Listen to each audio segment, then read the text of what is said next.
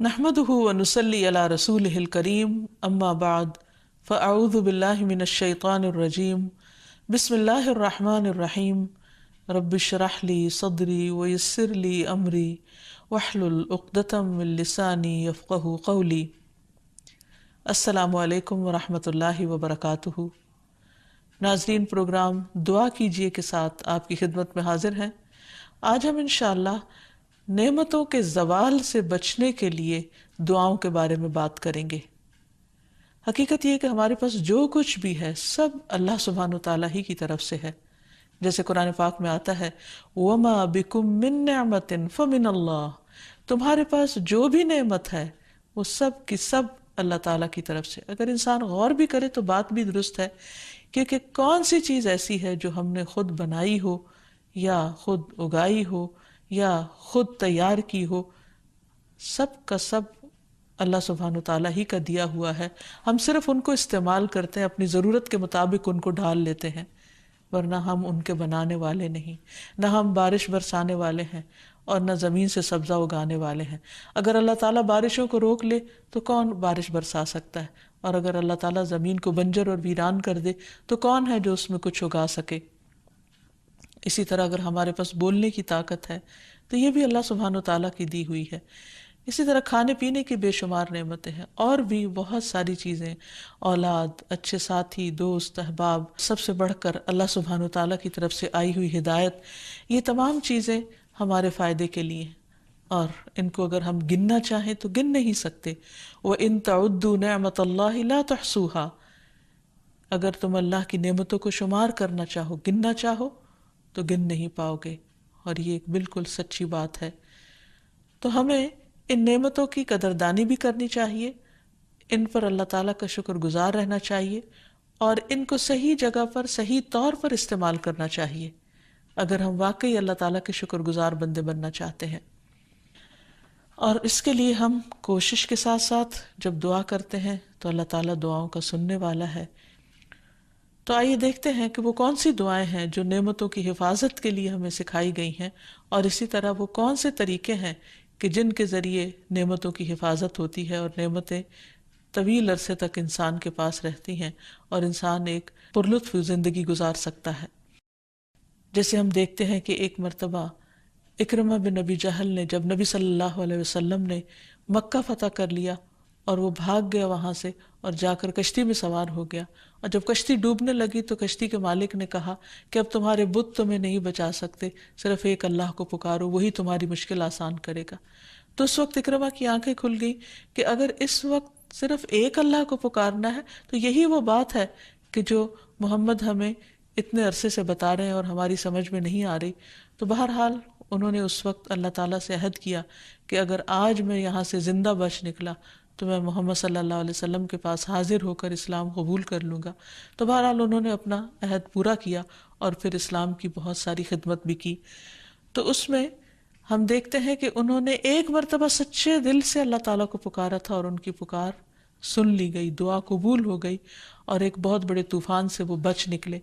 तो इसी तरह हम में से हर शख्स को अपनी ज़िंदगी में ज़रूर इस बात का तजुर्बा होता है कि वो कहीं ना कहीं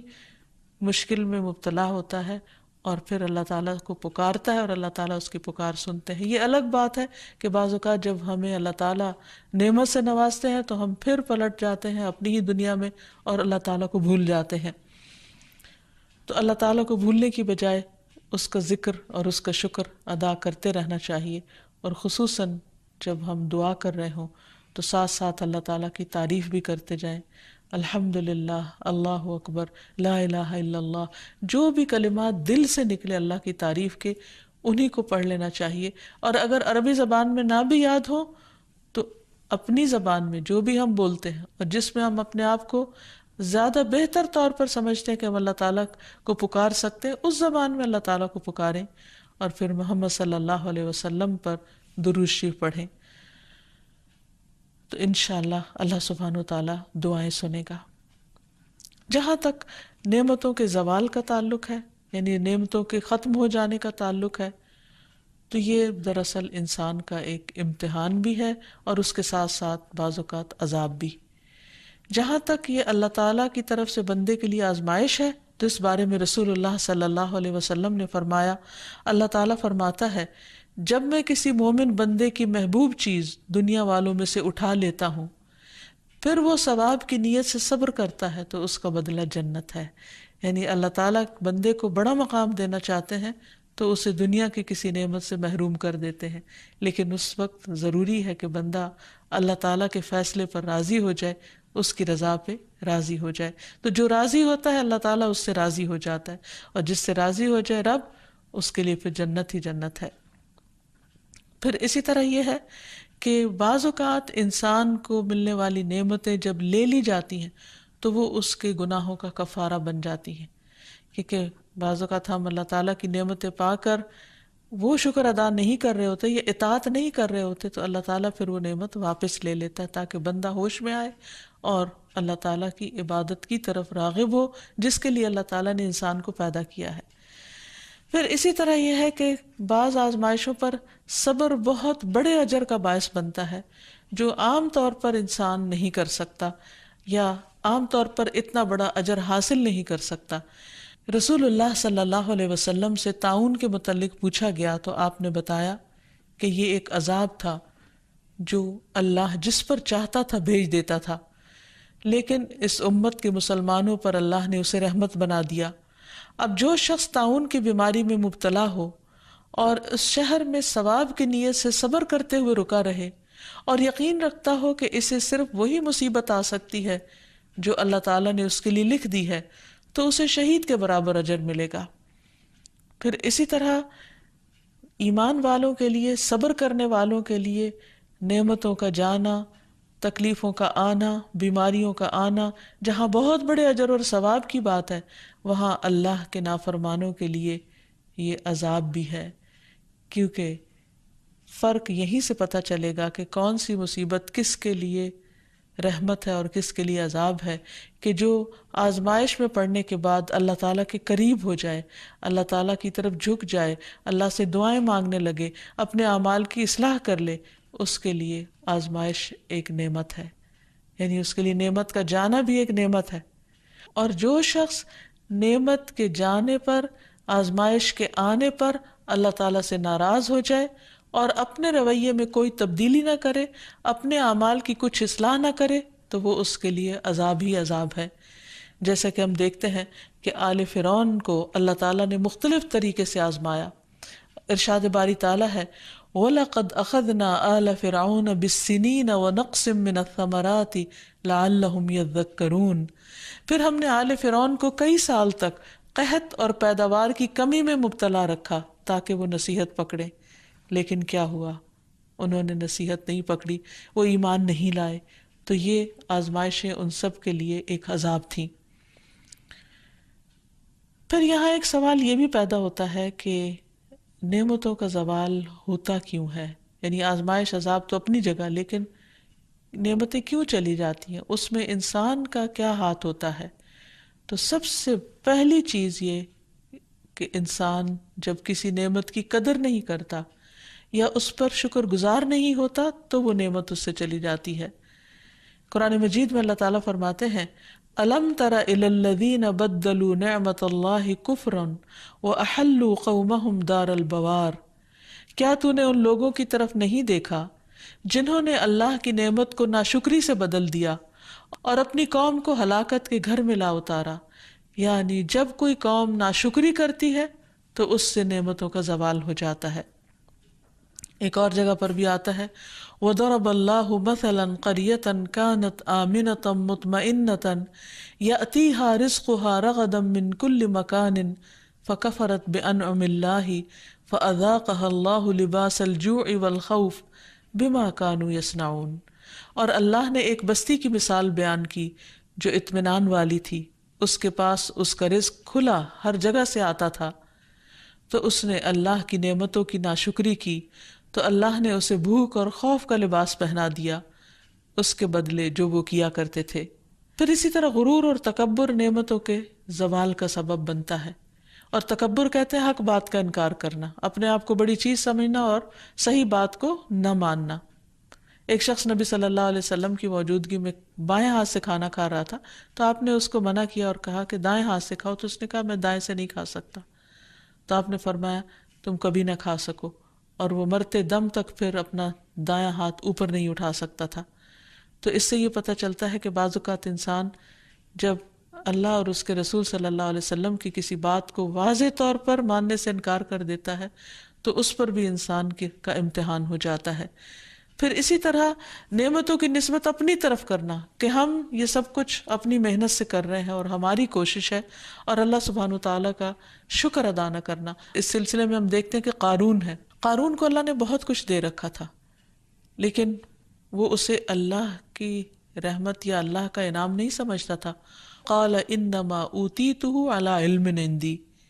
کہ یہ سب کچھ تو مجھے اس علم کی بدولت ملا ہے جو مجھے حاصل ہے، یہ تو میرا اپنا کمال ہے، میری اپنی محنت ہے۔ پھر کیا ہوا؟ فخسفنا بہ وبدارہ الارض، ہم نے اس کو اور اس کے گھر کو زمین میں دھسا دیا۔ فما کان لہ من فئۃ ینصرونہ من دون اللہ وما کان من المنتصرین، تو ہم نے اسے اور اس کے گھر کو زمین میں دھسا دیا، پھر نہ اس کے لیے کوئی جماعت تھی جو اللہ کے مقابلے میں اس کی کوئی مدد کرتی، اور نہ وہ اپنا بچاؤ کرنے والوں میں سے تھا۔ پھر اسی طرح نعمتوں کے زوال کا ایک سبب نعمتوں کو غیر اللہ کی طرف منسوب کرنا، یعنی دوسروں کو اس کا سبب بتانا اور اللہ تعالیٰ سے دھیان ہٹ جانا اور اللہ کو یاد نہ کرنا اور اس کا شکر ادا نہ کرنا۔ اسی طرح نعمت کو استعمال نہ کرنا، وہ بھی نعمت میں کمی کر دیتا ہے۔ قرآن مجید میں آتا ہے وَيْلٌ لِكُلِّ هُمَزَةٍ لُمَزَةٍ الَّذِي جَمَعَ مَالًا وَعَدَّدَهُ يَحْسَبُ أَنَّ مَالَهُ أَخْلَدَهُ، بڑی ہلاکت ہے بہت طعنہ دینے والے اور بہت عیب لگانے والے کے لیے وہ جس نے مال جمع کیا اور اسے گن گن کر رکھا، وہ گمان کرتا ہے کہ بے شک اس کا مال اسے ہمیشہ زندہ رکھے گا، یعنی مال کی وجہ سے اس کی شہرت ہوگی۔ تو جب ایک انسان کو اللہ مال دیتا ہے تو اس کے لیے لازم ہے کہ وہ اس کو اپنی ذات پر بھی خرچ کرے، اپنے گھر والوں پر بھی کرے، اور غریبوں، مسکینوں، یتیموں وغیرہ کا حصہ بھی اس میں سے نکالے۔ لیکن اگر انسان صرف اس کو بڑھاتا ہی چلا جائے اور کسی کا بھی حق نہ دے تو پھر اللہ سبحانہ وتعالیٰ اس میں کمی فرما دیتے ہیں۔ حضرت اسماء بنت ابی بکر کی روایت ہے، وہ کہتی ہے کہ مجھے رسول اللہ صلی اللہ علیہ وسلم نے فرمایا خرچ کرو یا تھوڑا تھوڑا کر کے خرچ کرتی رہو، گن گن کر نہ رکھو ورنہ اللہ بھی گن گن کر دے گا، یعنی جو تمہیں اللہ دیتا ہے اس میں سے دوسروں کا حصہ بھی نکالتی رہو۔ اسی طرح ایک اور روایت سے بھی پتہ چلتا ہے کہ جو لوگ اللہ کے راستے میں خرچ نہیں کرتے ان کے مال کس طرح ضائع ہو جاتے ہیں۔ ابو درداء کہتے ہیں کہ رسول اللہ صلی اللہ علیہ وسلم نے فرمایا جب بھی سورج طلوع ہوتا ہے تو اس کے دونوں پہلوؤں میں 2 فرشتے بھیجے جاتے ہیں جو یہ منادی کرتے ہیں، اور اس منادی کو 2 بوجھوں یعنی جن و انس کے علاوہ تمام اہل زمین سنتے ہیں کہ اے لوگو اپنے رب کی طرف آؤ، کیونکہ وہ تھوڑا جو کافی ہو جائے اس زیادہ سے بہتر ہے جو غفلت میں ڈال دے۔ اسی طرح جب بھی سورج غروب ہوتا ہے تو اس کے دونوں پہلوؤں میں 2 فرشتے بھیجے جاتے ہیں جو آواز لگاتے ہیں، منادی کرتے ہیں، اور اس منادی کو بھی 2 بوجھوں کے علاوہ تمام اہل زمین سنتے ہیں کہ اے اللہ خرچ کرنے والے کو اس کا نعم البدل عطا فرما، اور اے اللہ روک کر رکھنے والے کے مال کو ہلاک کر دے۔ تو اس سے یہ پتہ چلتا ہے کہ جو بندہ خرچ نہیں کرتا اس کا مال ضائع ہو جاتا ہے، اور جو دیتا ہے اس کے لیے وعدہ ہے کہ اللہ تعالیٰ اس کو اس کا بہترین نعم البدل اور عطا فرمائے گا۔ پھر اسی طرح لوگوں کی ضرورتیں پوری نہ کرنا، پھر اسی طرح بخل کرنا، کنجوسی سے کام لینا، جیسے قرآن مجید میں باغ والوں کا قصہ بیان کیا گیا کہ انہوں نے بخل کا فیصلہ کیا اور کہا کہ ہم آج اپنا باغ جب کاٹیں گے اس کا پھل لیں گے تو کسی بھی مسکین کو کچھ نہیں دیں گے، کسی اور کے اوپر ہم خرچ نہیں کریں گے۔ تو ہوا کیا کہ وہ صبح صبح اندھیرے میں اپنے گھر سے نکلے تاکہ جا کے باغ کا پھل اتار لیں، لیکن وہاں جب گئے تو باغ جلا پڑا تھا، اور وہ پریشان ہو کر رہ گئے کہ یہ کیا ہوا، کیا ہم راستہ بھول گئے ہیں، کہیں اور آ نکلے ہیں؟ لیکن حقیقت یہ ہے کہ اللہ سبحانہ وتعالیٰ نے ان کو اس بخل کی سزا دی تھی اور ان سے نعمت واپس لے لی۔ پھر اسی طرح لوگوں کو دیتے ہوئے تنگ پڑنا کہ یہ کیوں مانگتے ہیں یا کیوں لیتے ہیں ان سے. عبداللہ بن عمر کہتے ہیں کہ رسول اللہ صلی اللہ علیہ وسلم نے فرمایا اللہ تعالیٰ کے پاس لوگوں کے لیے نعمتیں ہیں،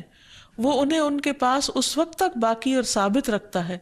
جب تک کہ وہ مسلمانوں کی حاجات پوری کرنے میں لگے رہتے ہیں اور ان سے تنگ نہیں ہوتے،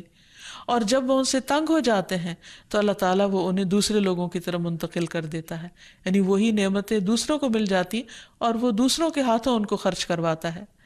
پھر اسی طرح سرکشی کرنے والی قومیں، سرکشی کرنے والے افراد، اللہ سبحانہ وتعالیٰ ان سے بھی نعمتیں لے لیتا ہے. پھر گناہ اور نافرمانی کے کام نعمتوں کے زوال کا سبب بنتے ہیں. پھر اسی طرح انسانوں کے بعض کھلم کھلا گناہ جو ہیں وہ انسانوں کے لیے قحط سالی کا باعث بنتے ہیں، ایسی بیماریوں کا سبب بنتے ہیں جو پہلی قوموں میں نہ تھیں. تو اس لیے نعمت کو برقرار رکھنے کے لیے بہت ضروری ہے کہ نمبر 1 اللہ تعالیٰ کا شکر ادا کیا جائے، کیونکہ اللہ تعالیٰ کا وعدہ ہے لَإِن شَكَرْتُمْ لَأَزِيدَنَّكُمْ، اگر تم نے شکر ادا کیا تو میں اپنی نعمت تمہیں اور زیادہ عطا کروں گا. پھر اسی طرح نیک اعمال کرنا، اللہ تعالیٰ کو راضی رکھنا، جیسے اللہ تعالیٰ فرماتے ہیں اعملوا آل داود شکرا وقلیل من عبادی الشکور، اے داؤد کے گھر والو شکر ادا کرنے کے لیے عمل کرو اور بہت تھوڑے میرے بندوں میں سے شکر گزار ہیں. یعنی اللہ نے نعمتیں تو بہت سو کو دے رکھی ہیں لیکن شکر گزار لوگ کم ہیں. اور شکر گزاری کیا ہے کہ دل سے بھی انسان راضی ہو، زبان سے بھی اچھی بات نکالے اور عمل بھی اس کا اللہ تعالیٰ کی مرضی کے مطابق ہو. پھر والدین کے ساتھ نیکی اور صلہ رحمی کرنا، یہ بھی مال میں اضافے کا ذریعہ بنتا ہے. رسول اللہ صلی اللہ علیہ وسلم نے فرمایا جس شخص کو یہ بات پسند ہو کہ اس کی عمر میں برکت اور رزق میں اضافہ ہو جائے، اسے چاہیے کہ اپنے والدین کے ساتھ نیکی کرے اور صلہ رحمی کیا کرے. پھر اسی طرح مال کو خرچ کرنا، کیونکہ خرچ کرنے سے مال مزید بڑھ جاتا ہے. اللہ تعالیٰ فرماتے من ذا الذی یقرض اللہ قرضا حسنا فیضاعفہ لہ اضعافا کثیرہ واللہ یقبض ویبسط والیہ ترجعون. کون ہے جو اللہ تعالیٰ کو قرض حسنہ دے تو اللہ اسے کئی گنا بڑھا کر زیادہ عطا کرے، اور اللہ ہی لوگوں کا رزق تنگ اور کشادہ کرتا ہے اور تمہیں اسی کی طرف لوٹ کر جانا ہے. یعنی جو لوگ اللہ کے راستے میں اپنا مال خرچ کرتے ہیں اللہ تعالیٰ ان کے مال میں کمی نہیں آنے دیتا، ان کے لیے رزق کے اور دروازے کھول دیتا ہے اور کئی گنا پہلے سے بھی زیادہ عطا کرتا ہے. نعمتوں کی حفاظت کے لیے ضروری ہے کہ انسان جہاں عملی تدابیر اختیار کرے وہاں اللہ تعالیٰ سے خوب دعا بھی کرے. اور اس سلسلے میں سب سے پہلے وہ دعا جو حضرت سلیمان علیہ السلام نے مانگی کہ رب اوزعنی ان اشکر نعمتک التی